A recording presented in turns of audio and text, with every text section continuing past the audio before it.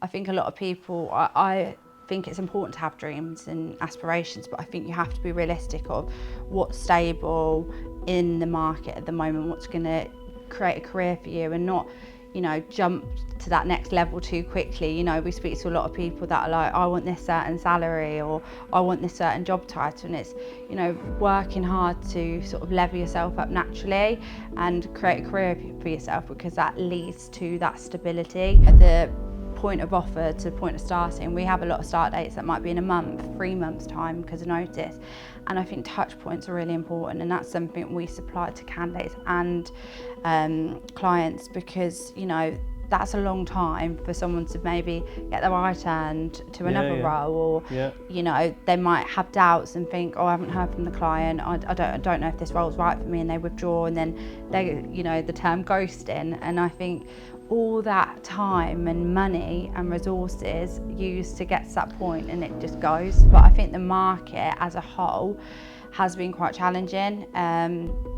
You know, there's a lot of, as I said, you know, with the competitiveness of certain, it's quite job heavy at the moment, you know, where candidates are quite limited. A lot of people are staying, you know, put in the roles that they're in. You know, they might think, oh, I'll wait until the summer's over, or I'll wait until next year. There's a lot more, you know, carefulness of hiring, because they know what's at stake if it's the wrong hire. So I think there's a lot of people at the moment thinking, right, this needs to be right, and I'm going to be more, take my time with it more, where candidates are having more options and they're going quicker. So I think that's a challenge.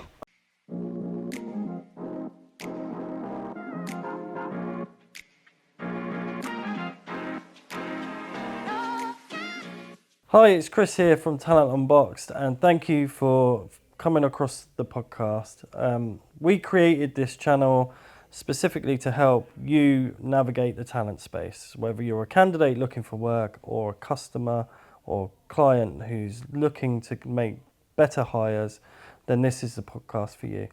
Now, today I'm excited to be joined by Gabby from the ACS Staffing Solutions team. Gabby works for us placing permanent candidates into jobs, and she has got some great tips for job seekers and business leaders on how to navigate the talent space right now at the moment. So don't forget to like and subscribe, because that's the best way of ensuring that we can continue creating content for you. So enjoy the episode with Gabby.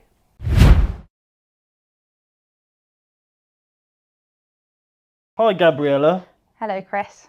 Thank you for joining Talent Unboxed today. So for those of the people listening to the podcast today, you are one of our team at ACS Staffing Solutions. So thank you for coming on. Yep, my pleasure.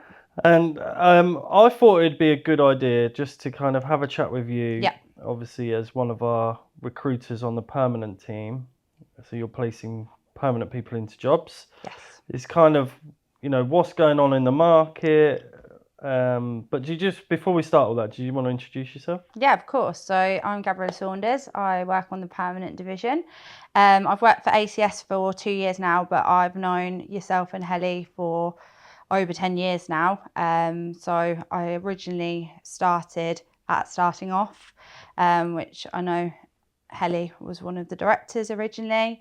So started a customer service apprenticeship through yourselves at Starting Off. And then finished that and joined the recruitment division within Starting Off, so supporting candidates in apprenticeship market and clients. Started as receptionist, built up into recruitment administration, supporting the recruitment division.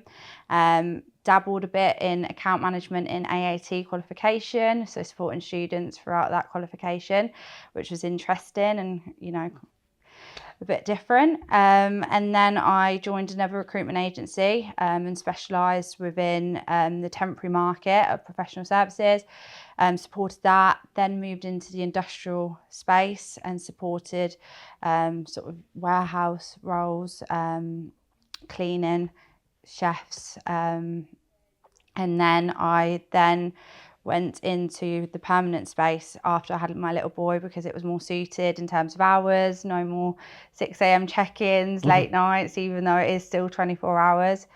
And then I joined yourselves in October 2024 and joined the permanent division here, and the rest is history. The rest is history indeed, yeah. Yes.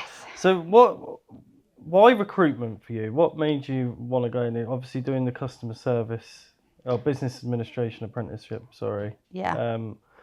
What made recruitment something that you were wanting to get involved in?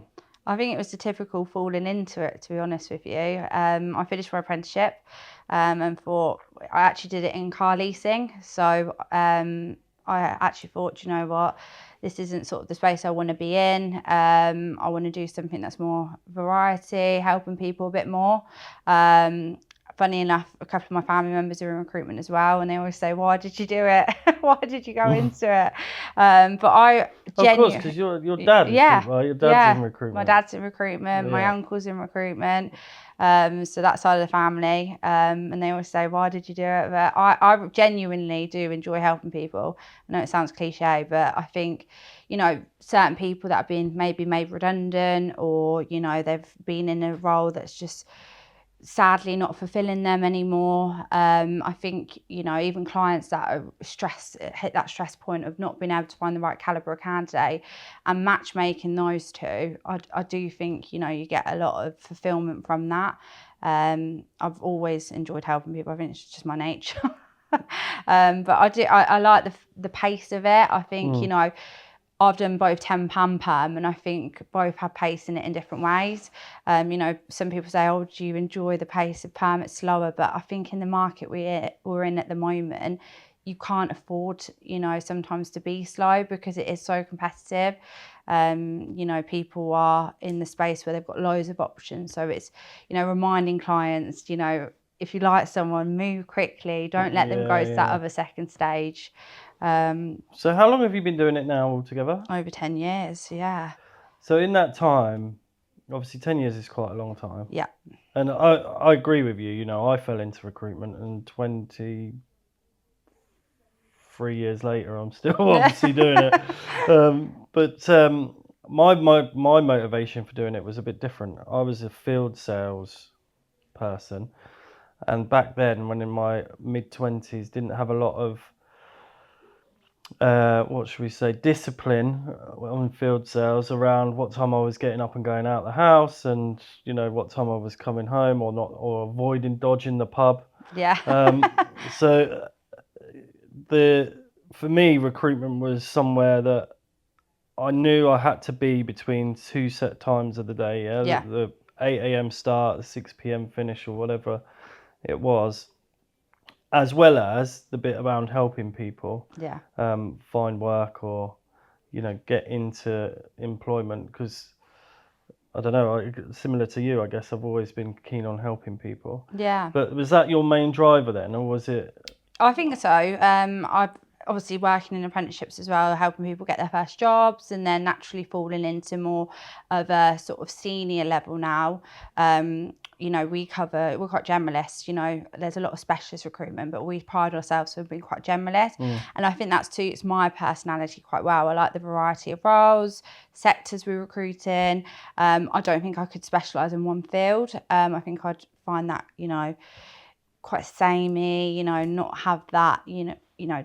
Be a bit boring. Yeah, I like variety in the day-to-day. And I think everyone in recruitment would say this, but I think it is very addictive. You know, once you hit, you know, your certain targets and you're performing at a certain level, I think, you know, that addictiveness, and, you know, I think we can all say a bit of competitiveness internally as well. You know, it gets quite competitive. It's definitely competitive. Healthy competition, but I think we enjoy it. You know, we enjoy helping our team. You know, I like being in a team environment. When I was working at another agency, I was the only consultant covering Northamptonshire, and I did find that quite isolating.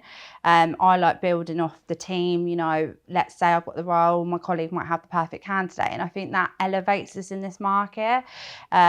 And, you know, you guys were one of my biggest competitors in when I was in my other agency. So I think that just levels us up a little bit sometimes, you know, working in that team environment, you know, understanding the market, because I think a lot of recruiters specialise in the client side, but I think candidates equally as important. They're both, our customers. So servicing both of them and understanding, both parties 100%. is a massive key part to being successful in this space. When we speak to certain candidates, we're like, they'd be perfect there. And it's just having that conversation and relationship, to understand that. I have repeat business from candidates. Candidate messaged me on LinkedIn this morning saying, I'm looking again. And I think maintaining that conversation and, that's the key part of helping someone. They remember you in their darkest times. So I do, like that side, but it is very addictive, of course. Yeah.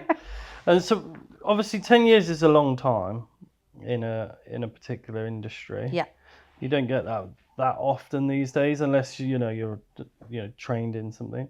But how much change have you seen in those 10 years, do you think, in terms of like the market shifting or flipping from employer-led market to employee-led market or job seekers market? Where do you think we're at now? I would say it's very candidate-led. Because I would say the caliber of candidates, are tightening. If you find a good candidate, my advice to any consultant at the minute is keep tight to them, keep conversing with them, working with them in this market, because you don't want to lose them, because they're far and few between. Because I think a lot of people in this market at the moment, once they're in a role, they feel that security and they don't like to jump because it's very competitive. We work with candidates in the market at the moment that have been looking for a long time, just because of how competitive it is. And if it's a niche market, it might be even more competitive because there is the volume of candidates due to redundancies. Obviously I worked through COVID. That was a strange time. It was quite successful for us because I think, a lot of people needed our support, especially in temporary roles. But I think it has led to a lot of, volume of candidates. And, there's a lot of changes in the world at the moment that lead to, job seekers and stuff being... But on the flip side, I guess the confusing bit is there's lots of stats on the news, right, saying employment's high. Yes. Or unemployment's high, sorry. Certainly between like 18 to 24-year-olds seem to be bucking the trend of not wanting to get into work, or perhaps they're just struggling to find the right opportunity. What advice would you give to somebody out there now who's thinking, you know what, I want to work, I'm not sure really what it is I want to do, or they might have just finished uni and feeling like the course that they've done or the degree they've now got isn't necessarily what they want to be doing. What would you recommend they do? I think utilise ourselves as an agency, get in touch with a recruiter. I like to say to people, let me do the hard work for you, have a good registration with me. Let's go into the nitty gritty, what you want to do. Let's look at your CV together, make you stand out, at the moment, especially with the volume of candidates, as I said. I think, understanding the direction you want to go. Obviously, a lot of the younger generation feel a bit lost. They don't want to commit. I think there's a lot of narrative of trendy roles and stuff. There's a huge piece of gap in the market, skill set shortages, especially within certain sectors like engineering, construction.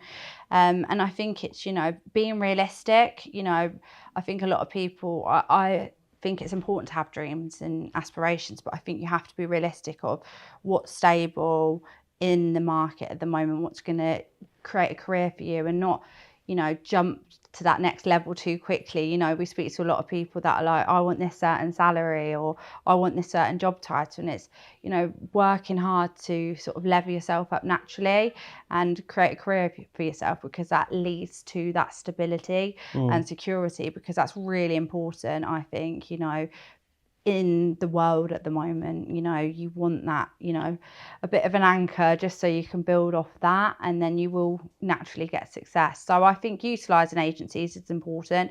We have a lot of, insight into the market. We know what's going to make you stand out. We know what clients would suit you and what you need, and whether they can support that and have, as I said, a career for you. It might just be that job and there's no progression because they might be a smaller business. I think one of the things that candidates listening that are looking for work, again, that perhaps don't appreciate when it comes to utilising recruiters, because there's still quite a few people that would rather find work themselves, right? Of course.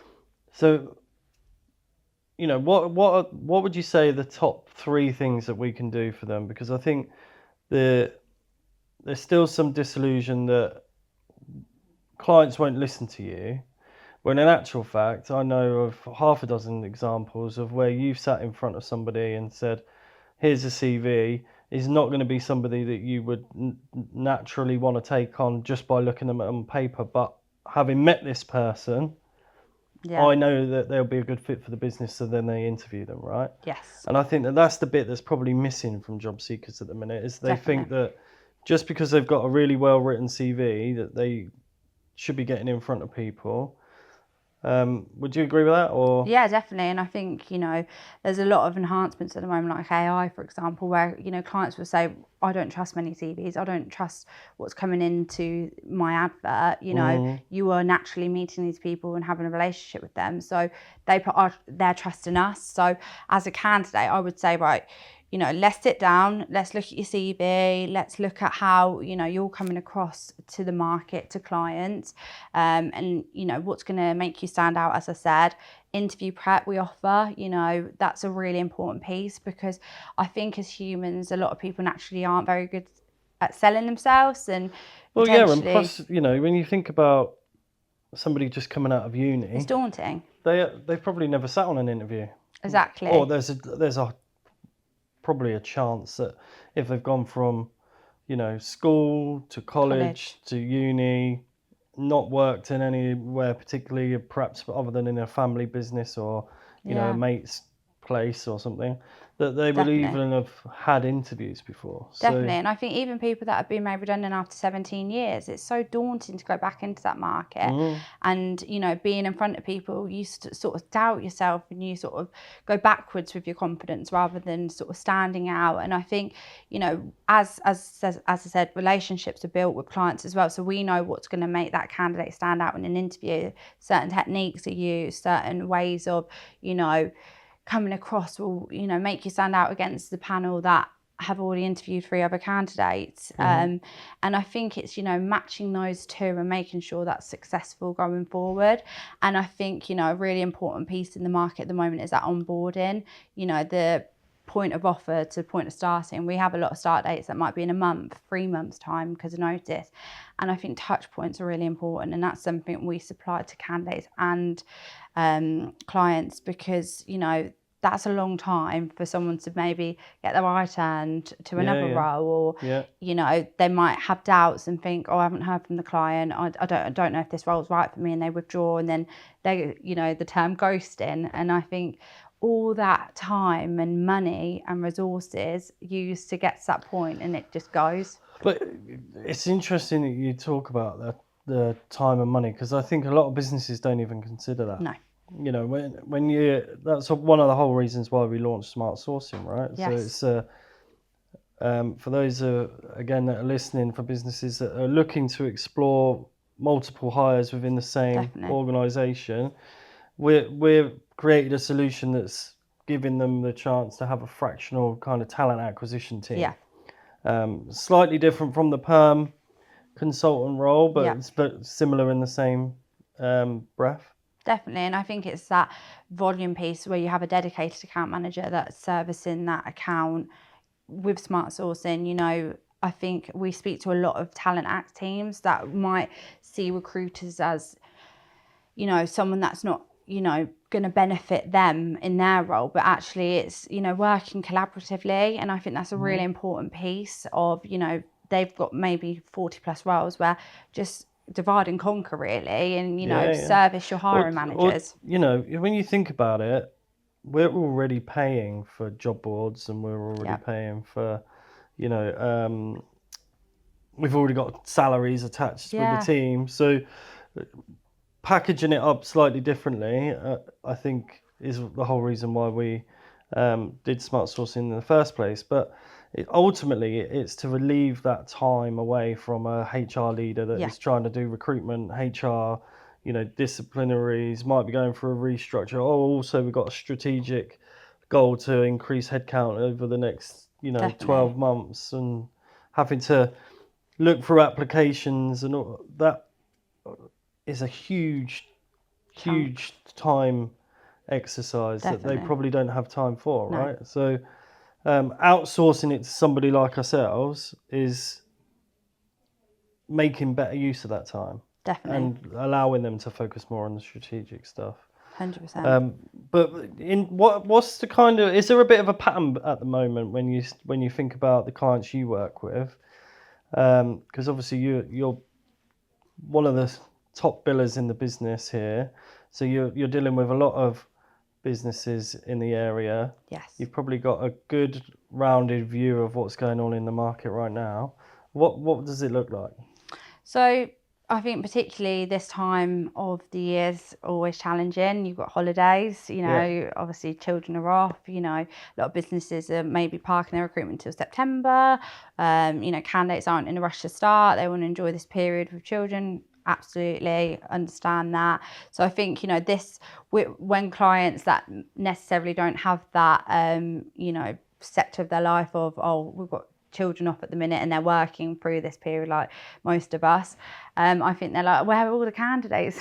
It's always quite quiet. There's always periods of peaks and quiet times with recruitment, and I think it's how you search as well. We've got a lot of tech that we can use to enhance finding certain roles that are challenging.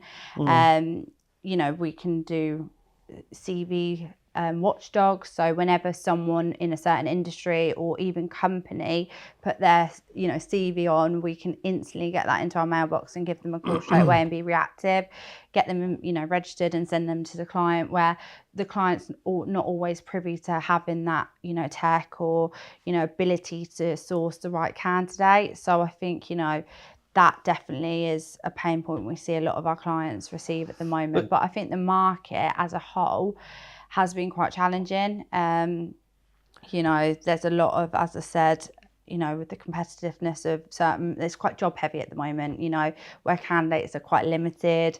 A lot of people are staying, put in the roles that they're in. They might think, I'll wait until the summer's over, or I'll wait until next year. But do you think the customers is it a reactive space at the minute where, they're panic hiring, or would you say that some of your clients are more strategic around the hiring, so they know that they're foreseeing volume increases, or where they're actively chasing scale, that they're recruiting people in advance, or what are you seeing at the minute? I'd say there's a lot more planning. I would say there's a lot more awareness of the market in terms of employment laws changing. I would say there's a lot of clients thinking, right, this needs to be the right hire, and they're taking a lot more time. They might be going through multiple stages of interviewing, getting different opinions across the business of meeting this person before they hire, because obviously employment laws are changing. I think from employers' perspective instead of employees, there's a lot more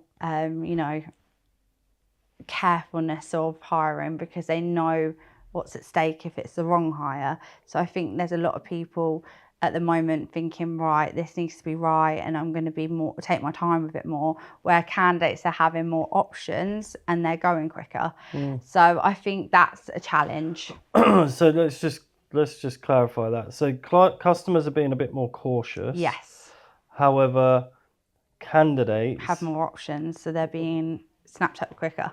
So although it's sensible to take your time on recruiting, you're also then at risk of losing out, because if you're not making decisions quickly, then candidates are going off somewhere else. And that's, I think, where we work with clients to be saying, instead of a free stage, why don't you get the person you're going to do third stage in at the second stage, so you're only doing 2 stages rather than 3, because that could take you into a 3-week interview process rather than a 2-week, and that just shortens that risk. And it's, you know, we're working a lot with clients to sort of can give them that consultative advice of this is how we've seen more success of retaining that candidate, and, you know, asking certain questions at interviews and stuff just to make sure you get that clarity of, is this the right person? Having maybe a 3-person panel rather than just a 1, you know, definitely getting more. Tying up 3 decision makers in a busy business could be, again, quite challenging, right? We're trying to match diaries. And I think that's where the planning comes in, rather than we need someone tomorrow. And I'm like, whoa, okay, I understand that it's a pressing role, but we need to make sure this is right for your business, just for, you know, the candidate experience, for example, and, you know, to prevent any issues occurring within the business. Because I think the wrong hire is money. It shakes the team up, the existing team, you know, and I think it's really, you have to be cautious in this market when hiring, and it's not, you know, I think rush hires are very damaging sometimes. But I'm going to caveat that slightly. This is a perm consultant speaking. Temporary, I think it has a place.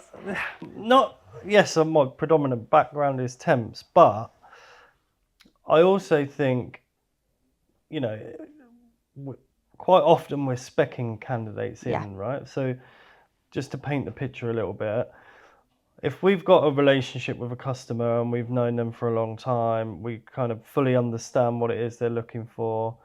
You know, you might get a little nugget of a candidate appear completely unexpected that you then ring up that business and go, I know you might not be looking at the minute, but, you know, you probably should want to meet this person.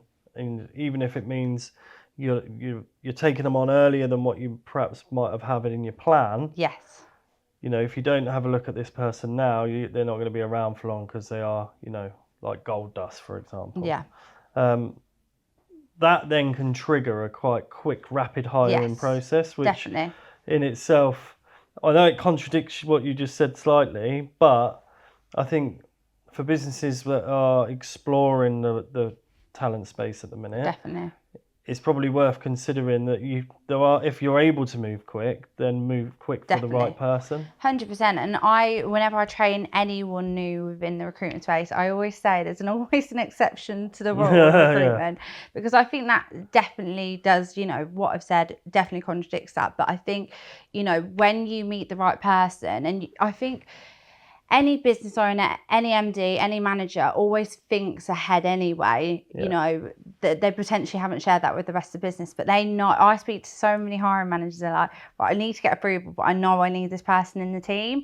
And I think having them conversations, you know, daily, weekly with your, you know, clients, you already know what they're looking for anyway. So I think even if it's not in the plan, you know what they need. And I think sometimes us recruiters can see it before they can. And instead of making that a 1-person job, if you thought maybe having a part-time person doing that side, so it avoids burnout, you know, it definitely spreads that risk. So I think it's, you know, that's another consultative, you know, piece we have to play within, you know, businesses. You know, we're seeing stuff before they've necessarily seen it, or we're already ahead of the game because we're having them conversations and we're being reactive.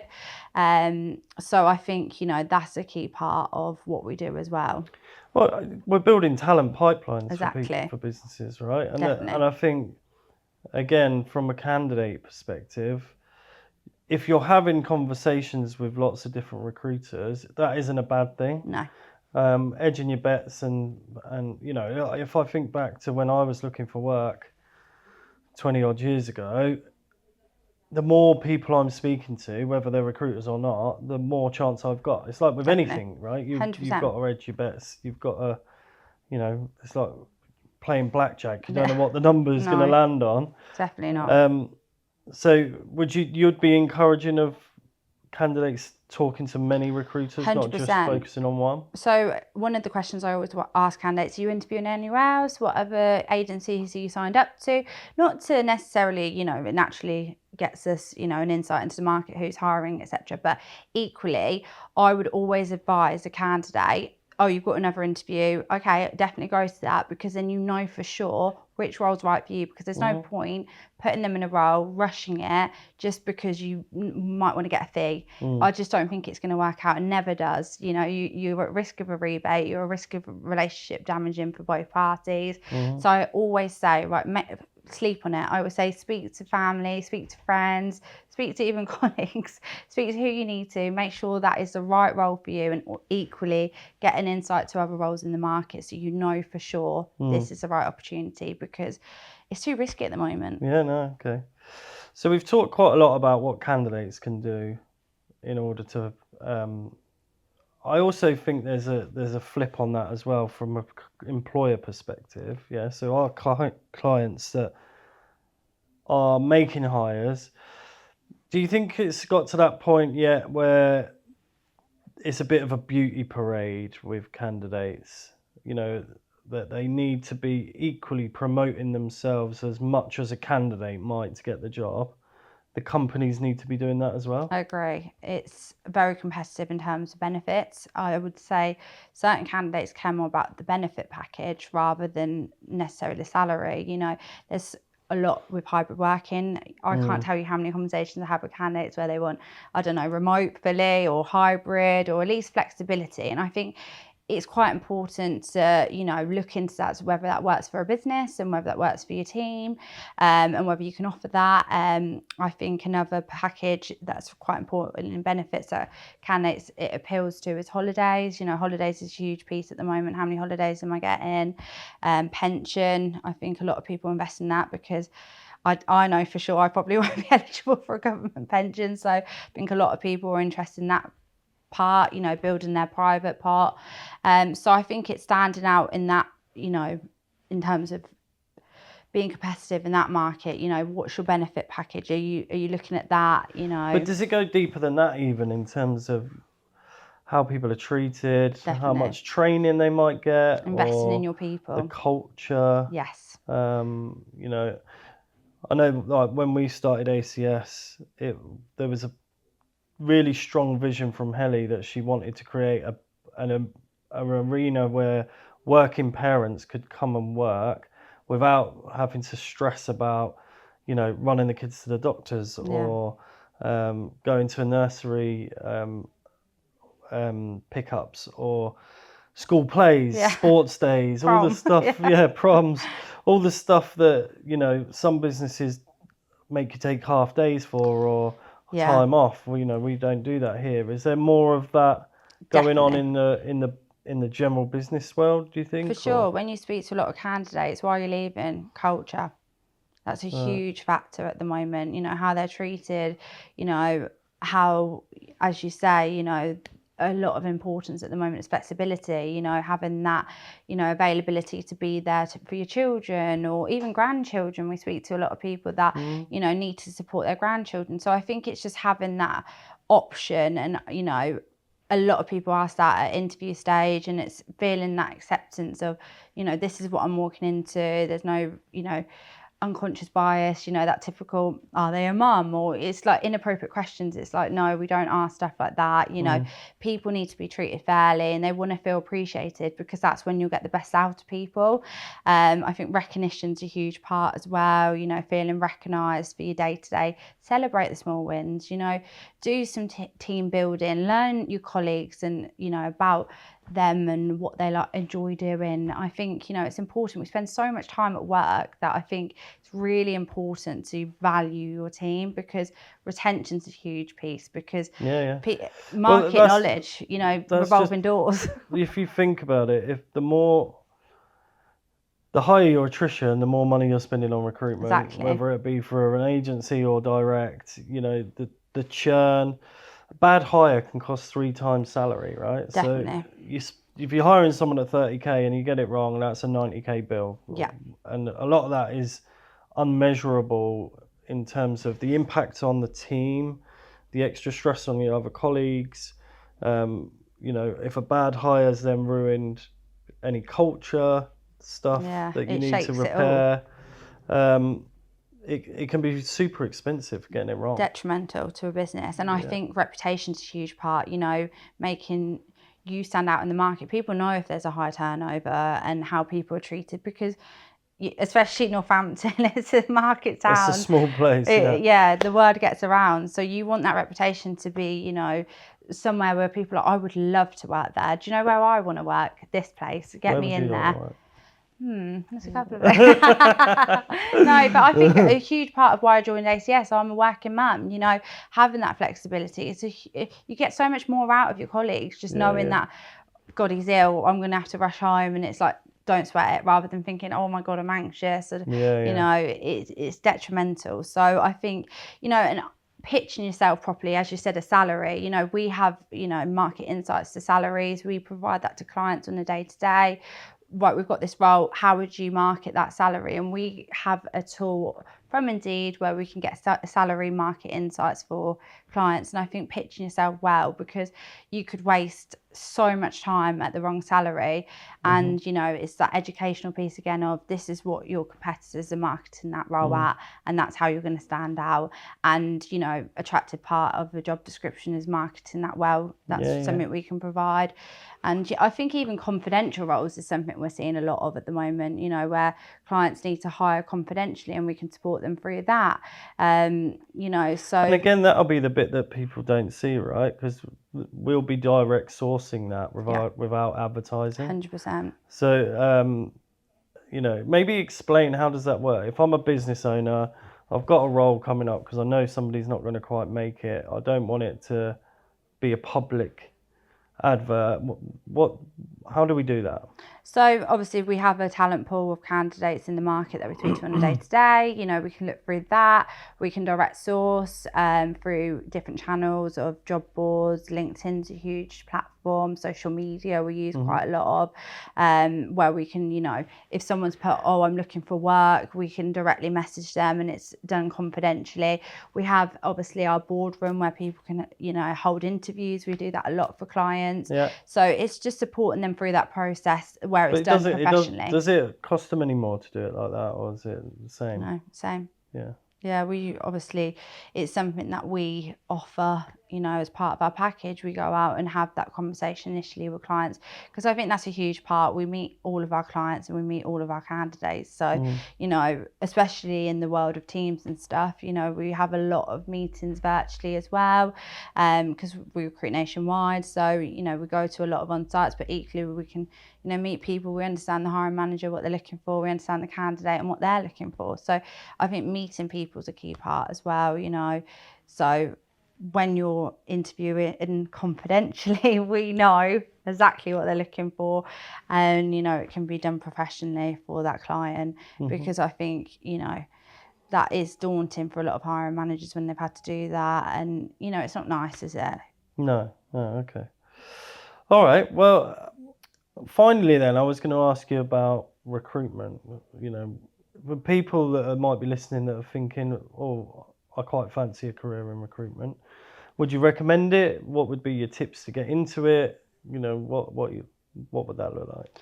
I would recommend it. I think, you know, no day's the same. So if you like variety, if you like, you know, unpredictability, you know, and I think there's a space for everyone in recruitment. You know, we're not just salespeople, we're not just consultants. There's obviously resources that speak to candidates and have that, you know, candidate-led approach where they're speaking directly to candidates on a day-to-day basis, you know, servicing them, whether that's temporary or permanent. There's obviously accounts team, you know, there's people in compliance. So there's always, you know, administration, people within the business. So there's so much space within recruitment that you could join in, whether you want to get into marketing. There's, you know, we've got a marketing team. So I think never be put off by recruitment. I think we get a really bad reputation of the amount of people that say to me on a day-to-day basis, why do you do it? How do you do it? I couldn't do that. And I think, you know, it's like any role, you know, there's always definitely, I think you have to be a people's person though, don't you? Definitely. To do recruitment. If you don't like mixing or you don't like people, then probably not going to for be right. you. But if you like chatting to people, you like asking questions and problem solving for people and coming up with solutions that can help businesses and candidates, because ultimately we're serving both, then it's probably a good career, right? Definitely. And I think, some tips I would say is, give us a call. Let's see what we can do for you. Okay, cool. Well, listen, thanks very much for joining us on Talent Thank you. Unboxed. I think, the tips that you've got, because you're in the market all the time and you're placing people all the time, is going to be helpful to not only candidates, obviously predominantly, but for businesses that are thinking about using recruiters. Definitely. So yeah, thanks for Thanks coming for on. having me. All right, great.